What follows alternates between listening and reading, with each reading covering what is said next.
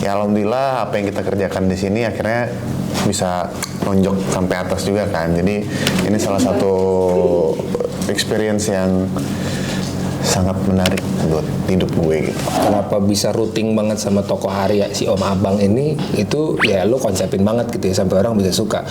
Mas mohon maaf mas, kita lagi interview, boleh nggak tidur? Ayo. Boleh nggak? Nggak, maksudnya nggak langsung. Mungkin ada beberapa bulan.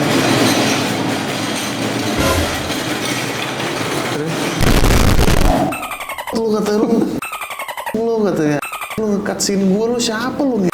Anak baru. Itu benar-benar kayak di depan muka gue gini.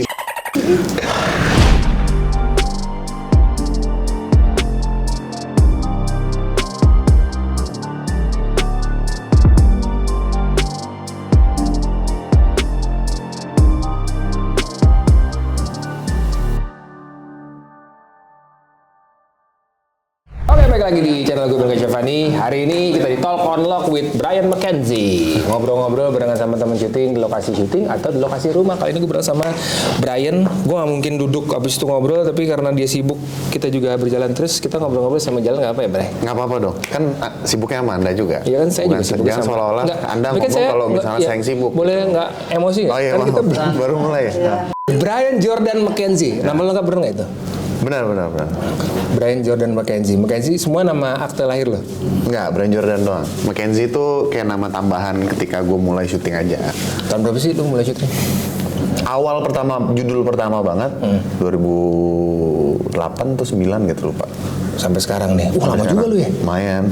24 tahun. Kayaknya. Ya itu sendiri deh ya. Ya segituan lah. Gue gak perlu ngitung dong. 2000. Boleh gue lanjutin aja nggak? Boleh.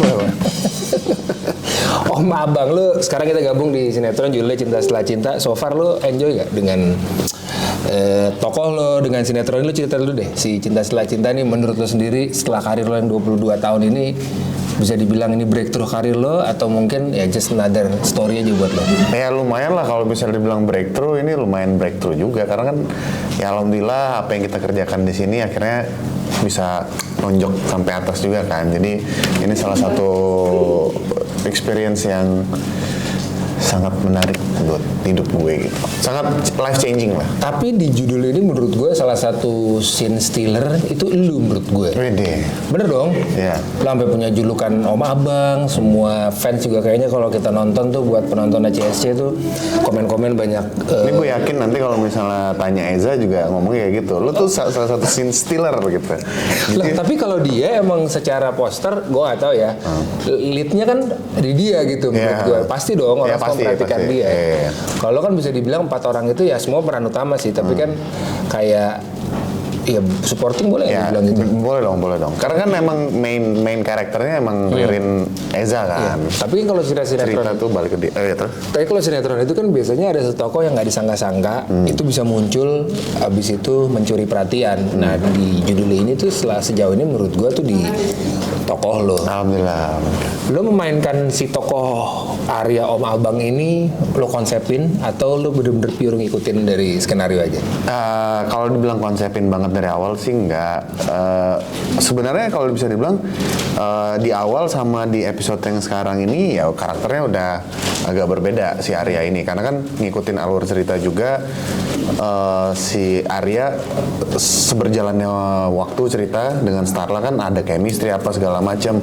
Jadi otomatis karakternya si Arya ini ya lumayan berubah juga. Cuman kalau misalnya gue konsepin enggak, tapi 50-50 lah. 50 gue ikutin cerita, 50 gue build sendiri gitu. Apa yang lo taruh, emang lo kok gue pengen, karena gue pernah waktu itu ngobrol sama lo cerita jalannya, terus habis itu cara ngomongnya, pose-nya, posisi diemnya, kayaknya lo udah pikirin juga gitu dari si Arya ini. Banget sih, karena kan emang sebelumnya gue nggak mau Arya ini sama dengan karakter-karakter yang sebelumnya gue udah mainin. Sebelumnya apa aja? Yang paling sering kayak agak stereotyping orang tuh pakai Brian McKenzie di judulnya di FTV lo, di sinetron lo biasa sih kayak anak-anak Bronx lah ya. Anak-anak Bronx kayak anak-anak bengkel, anak motor gitu loh. Karakternya selalu kayak gitu-gitu. Oh ya? Anak-anak Bronx gitu. Ini ya pernah sih dapet karakter-karakter kayak pengusaha muda kaya raya pernah, cuman jarang banget. Dan ini gue baru dapet lagi, dan ini di sini gue mau bikin beda aja. dari karakter gue sebelumnya benar-benar beda. Dari cara ngomong pasti, gestur pasti, gimana dia menanggapi lawan main juga, maksudnya gimana dia nanggepin Ben, gimana dia nanggepin Eza, itu pasti gue pikirin juga. Artinya yang orang lihat ya kenapa bisa rooting banget sama tokoh Arya si Om Abang ini, itu ya lo konsepin banget gitu ya sampai orang bisa suka. Mas mohon maaf Mas, kita lagi interview, boleh nggak tidur? Ayo. Boleh nggak? Tapi satu yang menarik dari Brian nih, gue baru kenal sebenarnya Brian di judul ini, terus ternyata cerita kalau saya lagi ngobrol, lu cerita ke ke way back lo dulu, itu lo bisa dibilang lo ngerantau ya.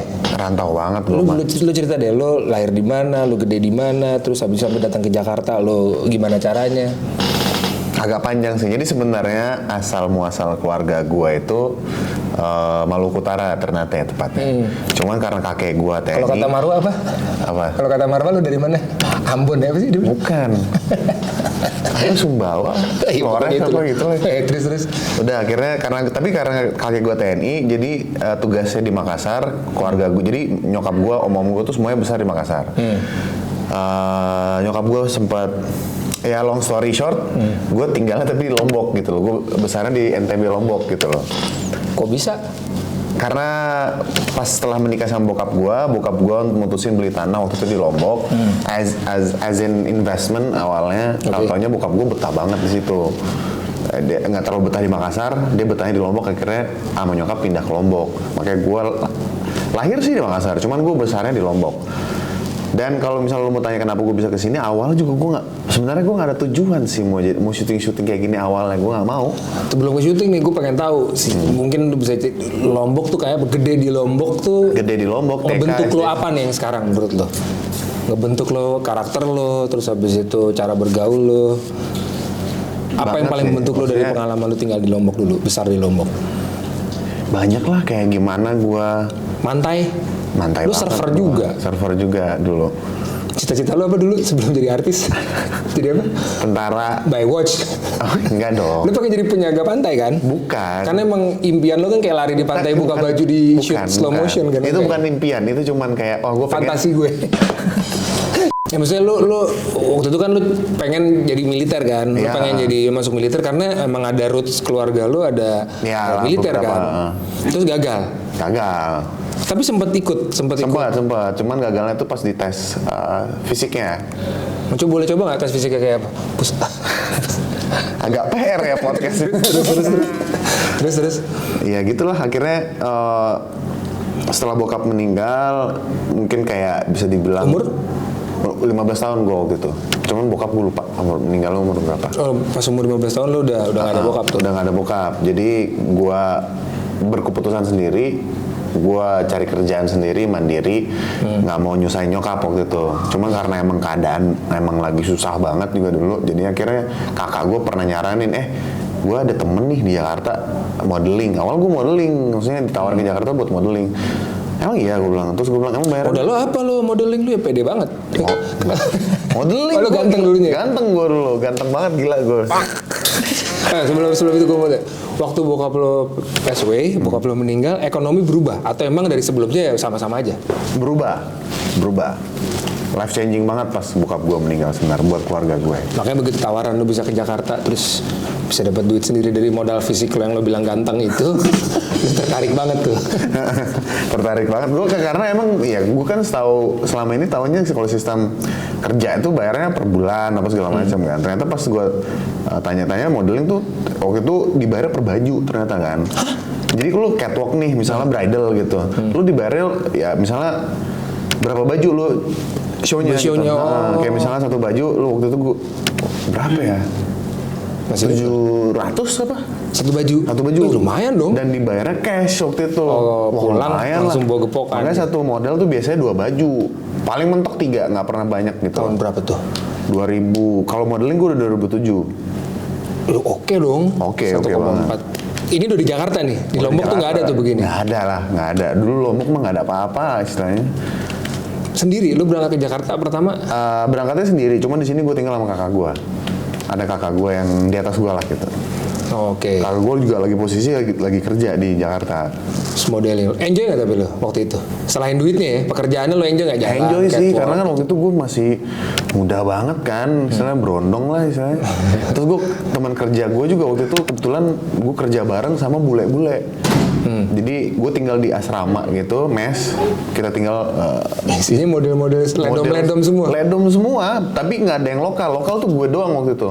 Isinya bule semua. Jadi ada yang dari South Africa, ada yang dari Ukraina. Ada begitu ya di sini? Ada di Kemang gue dulu waktu itu tinggalnya.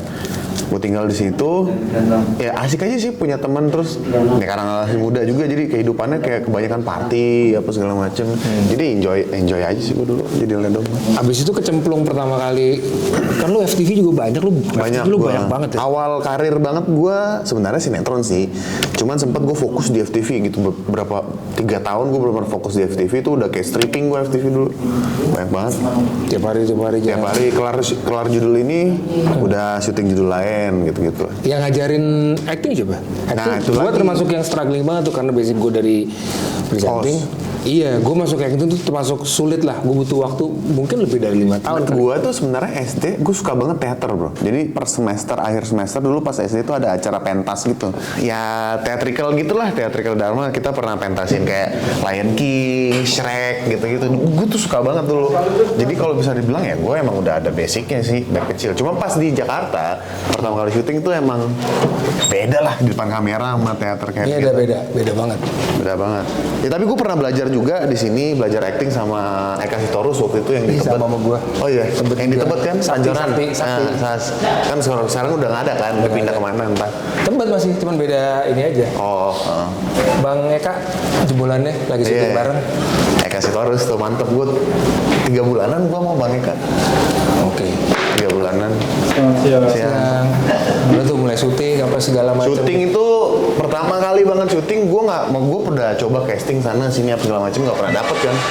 Terus gue ikut lomba modeling, tapi dia ada kayak modeling juga, cuman ada actingnya, ada apa segala macam. Dan kebetulan jurinya 3 juri itu head casting director di 3 PH waktu itu.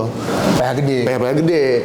Terus gue juara 2, dari situlah gue ditarik sama salah satu PH gede. Tesnya lu berakting di panggung gitu? Iya, modeling sekalian acting di panggung. Gila. Udah dapat pendapatan bulanan nggak? Belum, masih ya umuran segitu mah masih amburadul lah istilahnya.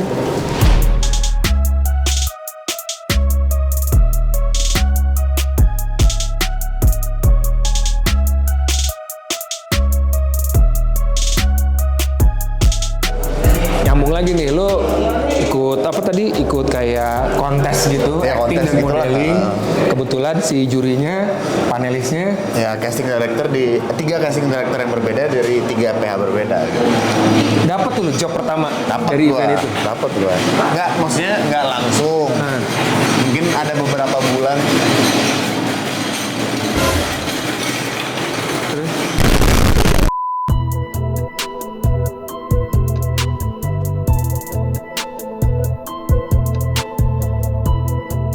Masih inget nggak satu kejadian lu entah dimaki, entah di... Pernah, banyak banget sih sebenarnya. Lu mau apa nih? Dimaki? Dimaki. Pernah lah, kayak waktu itu gue lagi sakit tipes. Gue udah minta izin sehari sebelum, ya H-1 emang gue ngerti agak susah sih untuk izin kan gitu. Cuman tipes gue lagi parah banget demamnya. Gue minta izin nggak bisa, besoknya gue harus syuting. Itu gue ke lokasi syuting aja gue bawa bed cover waktu itu, gue ingat banget. Karena lagi menggigil banget. Sekejam itu ya industri ini ya. Akhirnya gue syuting, gue take scene pertama hari itu. Di pertengahan scene kan kalau misalnya tipes tuh kan biasanya sakit pala kan, kayak deng gitu. Gue nge-cut tuh, gue akuin gue nge-cut sendiri waktu itu. Kita belum tahu rules-nya, yang boleh ngomong cut dan action tuh cuman waktu itu ini kejadian di tuh. Terus jadi kayak gue kan anak orang baru banget lah waktu itu, anak baru banget. Terus gue nge-cut, sorry cut dulu gitu loh. Ternyata ada di situ. Itu yang killer juga gitu. Di depan muka gue lah itu dia langsung dateng, gila lo ya. Lu katanya lu nge-cut scene gue, lu siapa lu nih? Anak baru. Itu benar-benar kayak di depan muka gue gini. Dan itu judul sinetron pertama lo tuh. Sinetron pertama gue itu. Terus gue fight back dong, karena gue nggak terima. Iya.